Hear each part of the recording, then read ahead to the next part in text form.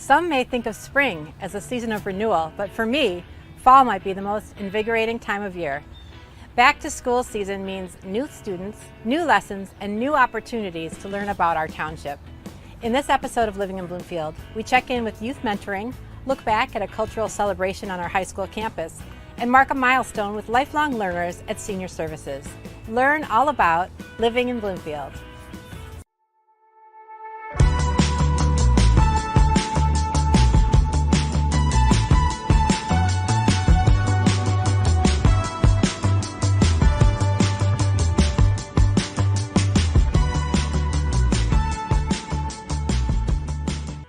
This fall, you certainly expected to see school buses on the road, but I bet you didn't expect to see this.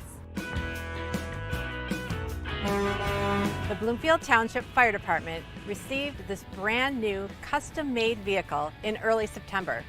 The previous SOAR, that's Special Operations and Rescue, has been replaced with this new CEPFIN Squad Heavy Rescue. Cost for the vehicle was $806,000, with $500,000 funded by the state of Michigan. This vehicle was specially made in an out-of-state facility before being delivered to Station Number 1 on September 11th. It will provide rescue operations to the community for decades to come. In our next segment, we're going to learn about the fire department's strong bonds and mentorship, which ensure that every generation of firefighters are prepared and supported to serve their community. My name is Charles Dagger. I've been here for 2.5 years. I'm a firefighter paramedic.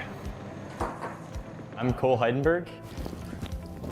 I started an internship after my school year as a fire hydrant tech. So I started off after high school, wasn't sure what I wanted to do. I went and worked for a general contractor for a few years. And then after that, I joined the Navy. I was in the Navy for 4.5 years. I served in Bahrain, and then I served for 1.5 years in Cuba.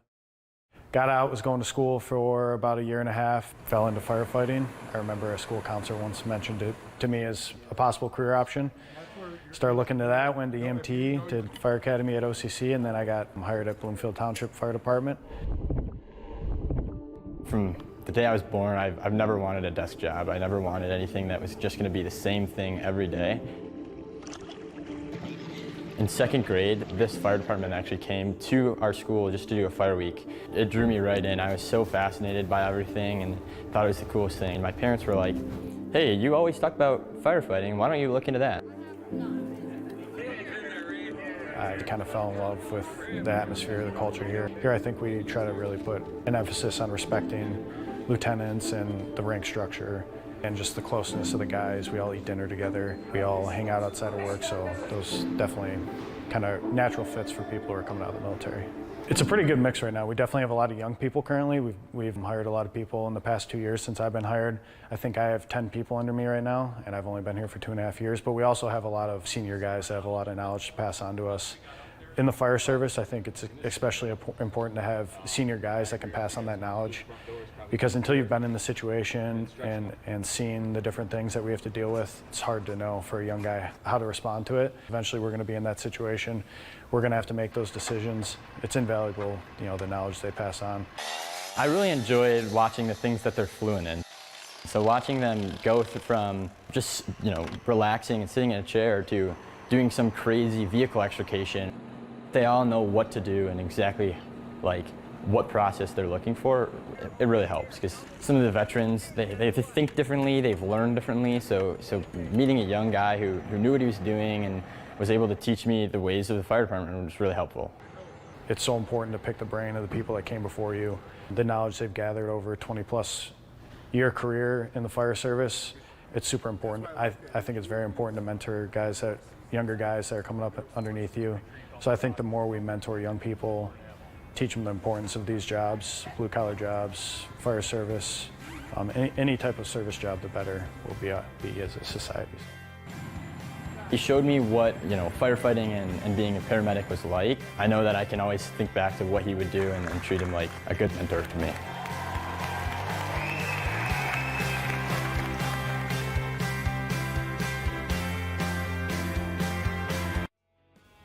Strong mentors and leadership are essential to fostering learning and growth no matter what field you're in.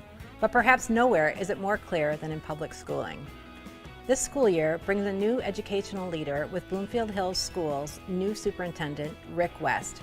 Our police chief, James Gallagher, caught up with Rick on community policing. Their discussion provides a framework for National Safe Schools Week in Bloomfield Hills Schools. You can view their conversation in full on BCTV cable channels or our YouTube channel. I'm here now in the auditorium at Bloomfield Hills High School.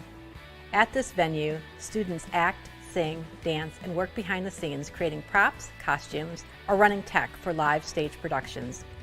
Students were on hand to help facilitate a tremendous visiting artist performance in September, all the way from Taiwan. The cultural event celebrated Taiwan's 113th National Day with the Taiwan Acrobatic Troupe. Take a look.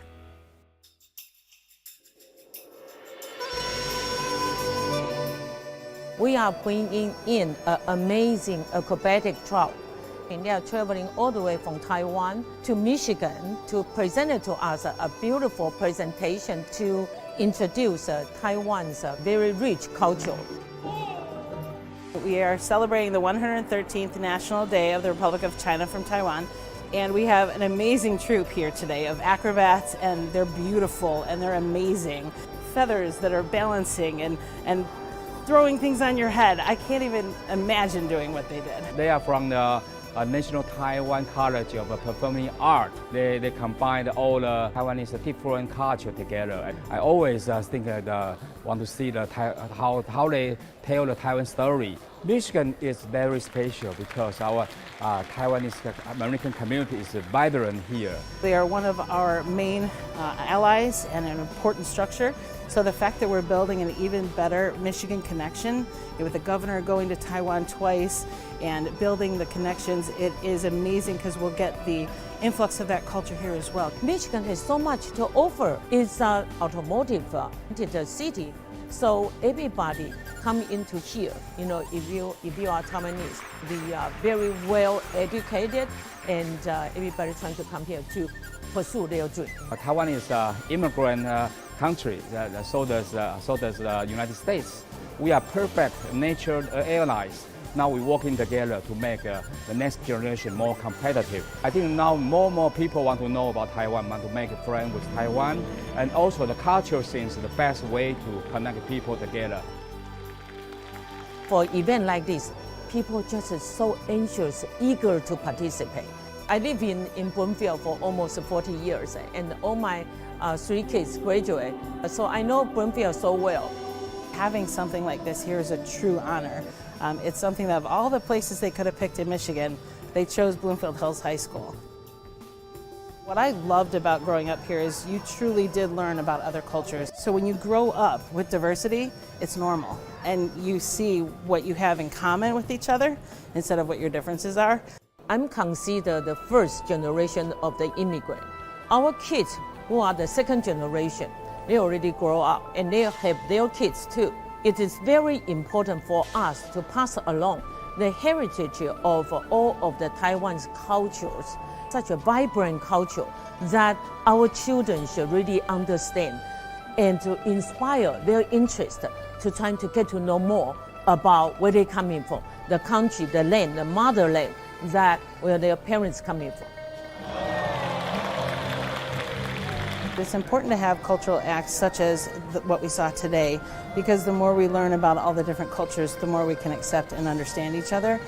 When you see intolerance, it's usually misunderstanding or frankly, ignorance. So this is a chance to build that education about a culture, and if we can do that, then people will obviously have a better future together. Giving our youth chances to learn and discover is one of the most essential aspects of building our future together. Another exciting growth opportunity that occurred over the summer was the Regional Youth Academy, hosted by the police departments of Bloomfield Township, Birmingham, Auburn Hills, and the City of Rochester. Over the course of 4 days, students gained hands-on experience and an understanding of what it takes to serve their community with the police department. And this year, a media component was added, with BCTV hosting a documentary workshop and local media talking about their approach to covering public safety.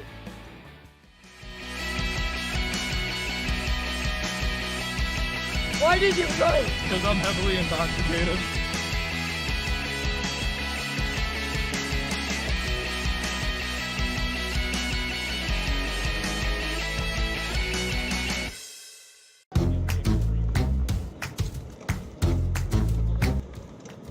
kicking off our Regional Youth Academy. Bloomfield Township Police Department, Birmingham Police Department, Auburn Hills Police Department, and the City of Rochester Police Department.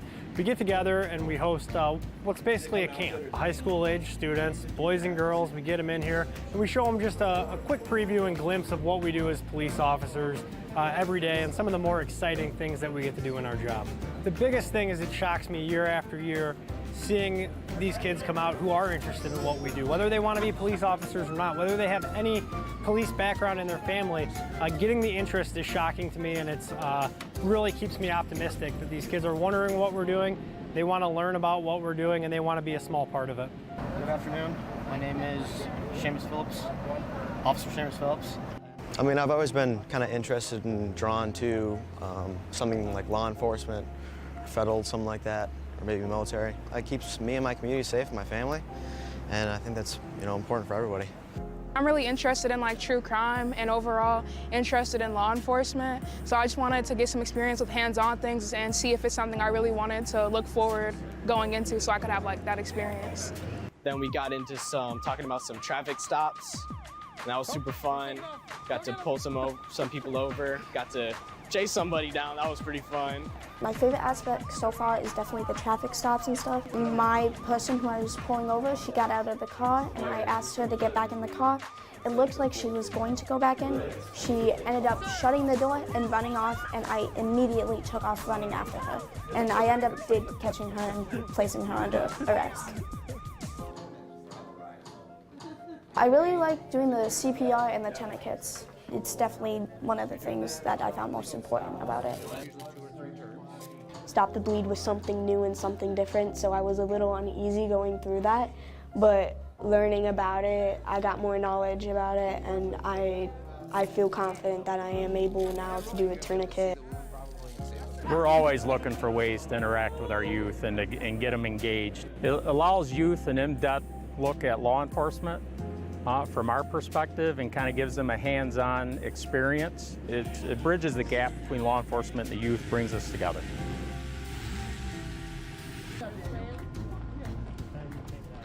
I feel like policing is important, obviously to ensure public safety, but also, just to give people hope. It's a really fun event. Looking forward to the rest of the week. I think it's important, for people my age and even younger to get in touch with law enforcement and things like that. We only really have the internet and the news, but we don't see the truth and what's actually being provided until you actually talk to those people. It's been really important to me because before I've always kind of been nervous to talk to cops because, slip up, say the wrong thing, maybe they take you to jail, you don't know what's gonna happen because I don't know cops like that. But now speaking to more cops and getting to know them more, they're people like us, they have families, they have everyone. They're not just trying to take you to jail because they want to meet some quota. They want to actually see what's wrong and make sure that you're keeping yourself safe and other people safe. All of the officers, cadets, everyone in this community, in this area have been so generous and nice, and I'm just so grateful that I saw this opportunity and took the opportunity to do this. I was stressed because I didn't know what I wanted to do in college, and now I know I want to become a police officer. Man, this is a great camp, and I'm really happy to be here. I'd like to thank everyone that's involved in making this happen. It's been a great time so far, and I'm looking forward to the rest of this week.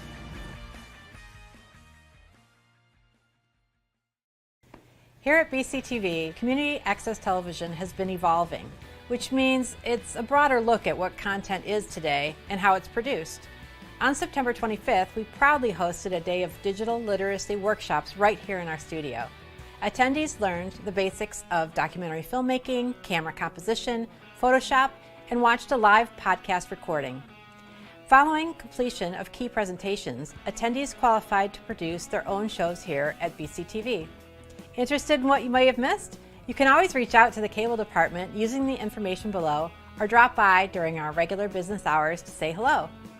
We're going to revisit the Regional Youth Academy. You want to know who produced the segment? If you're guessing the team here at the station, you're only half right.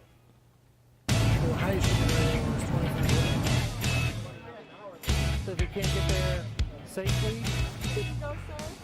Everything was a positive. I would come in at 9 o'clock a.m., They would pick out what I needed or what they thought I needed. I could make recommendations on what I thought I needed. Then we would go to the police station where the students would be doing their activities for the day. We would set up the cameras, set up microphones if needed for like interviews. Other days were focused just on filming, and some were a mix of both. At the end of the day, I always felt like I got something done and I did my part. When we were filming the drunk driving tests, I got to put on a pair of drunk goggles and take one of those little cars for a spin with the drunk goggles on, and that was really fun. I felt that I had a lot of freedom in what I chose to film. You know, I got to meet new people. Everybody was nice. New experience. You know, I didn't feel like nervous or like a burden to, you know, speak up. Everybody just there for me. If you're interested in filming, TV production, anything like that, I would definitely recommend doing this workshop. It was just refreshing and very, very great and interactive experience. I was proud of my work, the filming, the editing. I think everybody did a great job on it, and I was so proud and happy with the final product, and it was great to show it to all the people. You see and hear people having these emotions, and you can't help but think, well, I made those emotions, like I caused those emotions. So that's a great experience and feeling to me. Learning unfolds at all stages of life. Our Bloomfield Township Senior Center knows this and provides opportunities for the lifelong growth and learning of our residents. This summer, they held some significant celebrations. A new bench was dedicated in honor of Stephen Eskoff, Advisory Council Chairleader and mentor who had a pivotal role in establishing and growing the Senior Center. The center also celebrated their 15th anniversary as a department in the Bloomfield Township community. Take a look at the 15th anniversary celebration and what it means to have the Senior Center in our community. I would like to welcome you, and we are so happy you're here to celebrate this very special moment in the history of senior services.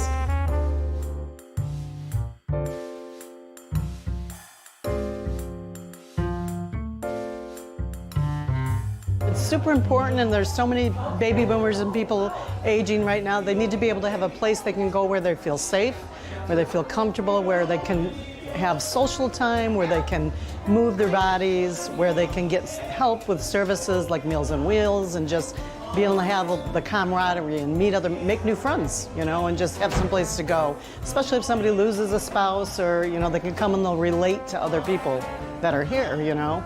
I've been blessed to have worked here for 13 years. The staff here are friendly, you know, like it is just a beautiful place. I can't say any more. And people should come check it out if they haven't yet. It's a little gem that people don't know about. If you look at other communities, they really look to this senior center as the sort of the benchmark, the beacon for what other communities can have senior centers. In fact, West Bloomfield Township, our neighbor, is looking at what their next senior center is, and they look to Christine and her team and this facility to be that benchmark. And I think the other thing that really gives me great joy is that people, when they talk to me anywhere, either here or out in the community, say, the people at the Senior Center are so nice. They just make you feel welcome, and like, that's our goal, but to hear people like that's our reputation in the community, that's priceless.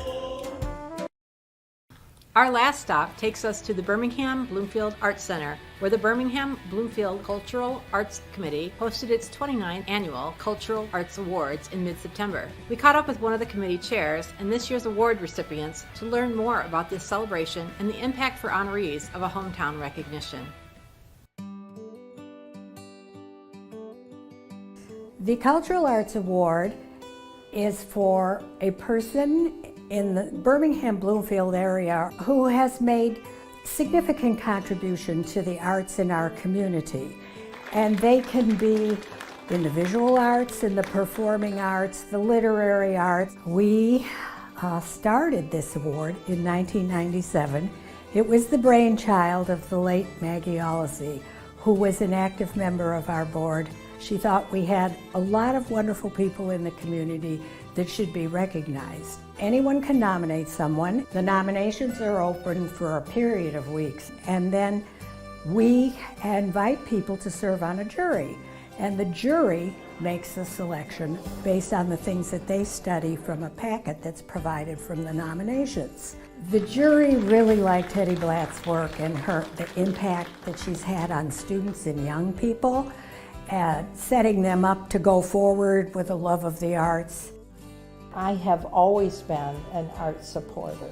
As Fine Arts Director for Troy School District, where I had to advocate for all of our arts programs, continuing after retiring at Oakland Schools, where I became the Fine Arts Consultant, also advocating and perpetuating the arts. Exposure to the arts are really important, whether it's a field trip to the DIA, to the DSO. How do you know what you're good at if you've never been exposed to it? The arts, in some cases, are the only reason kids come to school, especially high school kids. They might not be interested, but sometimes you just snap that spark. A number of years ago, the jury was really conflicted because there were two people that they really wanted to give an award to. And so they conceived the idea of the Special Lifetime Achievement Award, which is often given to someone who's been active for a long time. Gary Wasserman is widely admired as a successful businessman whose passion is the arts. He was pretty much the savior of the Thanksgiving parade when it was maybe going to die. I have a passion for cities. I also have a passion for color and theatricality. My parade experience, which was my first really big foray into some kind of a public institution, it was completely broken. I was essentially the art director. And it is when I have a role in the product itself that I become engaged. I am not a passive supporter. You get all of me with the package. The Village of Beverly Hills is being recognized for their support through the Parks and Recreation Department of a kaleidoscope of artistic activities. It's all trying to provide the kinds of things that make a community unique and special. Having the storybook trail, doing the DIA Inside Out, taking advantage of the concerts in the park, the jazz in the park, movies in the park. We recognize that it's very important to offer a variety of arts activities to attract a wide range of ages and interests to our parks, and so we are constantly seeking out different opportunities that would serve that purpose. Council has worked with Janice Hausman on the Sculpture in the Parks initiative. That's something that she really breathed life into on her own after seeing something similar in another community and worked hard to make it happen.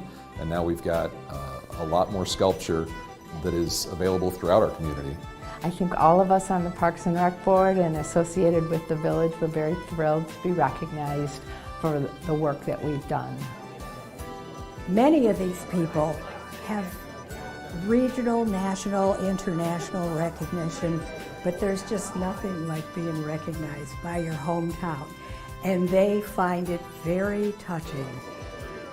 I grew up in Birmingham. I've done things in New York and in other big cities, but they don't need me. And here, I feel like I actually do something that's worthwhile. It's really the frosting on the cake. And I knew I was going to be retiring, so it was really the culmination of years and years of work. It gives us the opportunity to highlight the arts in the community, to underscore the importance of them in our quality of life. And because who wants to live someplace where there's no good artistic things going on? It makes a statement about the kind of place we are. All of the Parks Board are volunteers and work very hard. It's gratifying to hear that it's appreciated and recognized. It's just a real feel-good event. The community comes together. It's a feel-good event. That's all the time we have today to learn about the community around us, but there's always more to discover. Join us next time on Living in Bloomfield.